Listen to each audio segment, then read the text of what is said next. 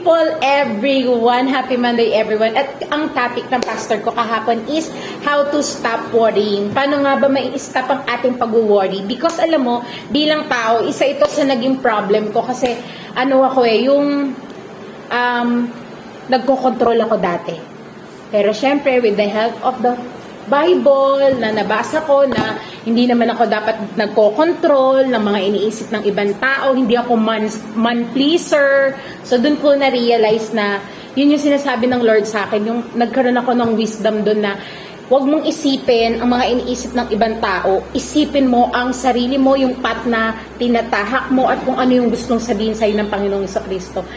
Ito ang sinabi ng Panginoong Jesucristo sa Matthew 6 verse 32. For after all this thing, the Gentiles seek, for your heavenly Father knows that you need all these things. Alam ng Lord ang lahat ng kailangan mo. Kaya nga alam mo sa Psalm 23 sinabi the Lord is my shepherd, I shall not want.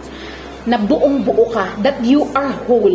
No, alam ng Lord ang pangangailangan mo, alam niya na wala kang pabayad ng bills, alam niya na nagkawalan kayo ng boyfriend mo, alam niya na may problema kayong mag-asawa, alam niya na nahihirapan ka sa trabaho, alam niya lahat.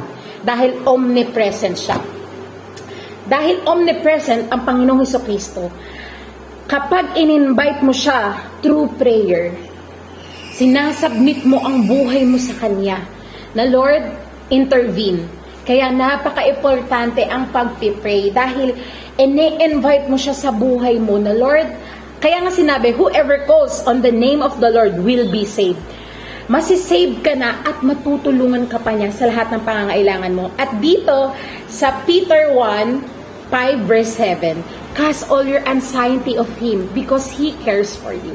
Katulad ng sinasabi ko kanina, marami tayong mga burden, mga pangangailangan na sinasabi natin sa prayer. Hindi naman masamang sabihin yon ang lahat ng pangangailangan natin.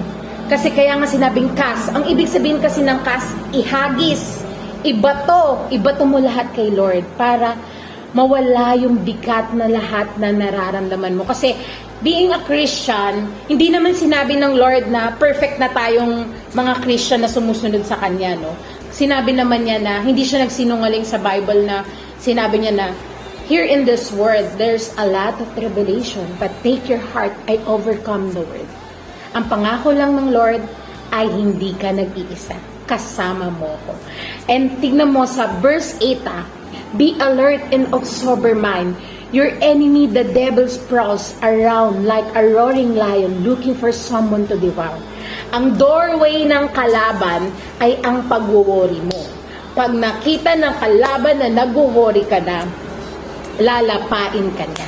So, para hindi ka mag-worry, kailangan isubmit mo sa Panginoong Jesucristo ang lahat. Kaya dito sa James 4 verse 7, submit to God, resist the devil, and he will flee from you. Kasi ngayon, ang nakikita ko sa Christian ang devil, sila takot.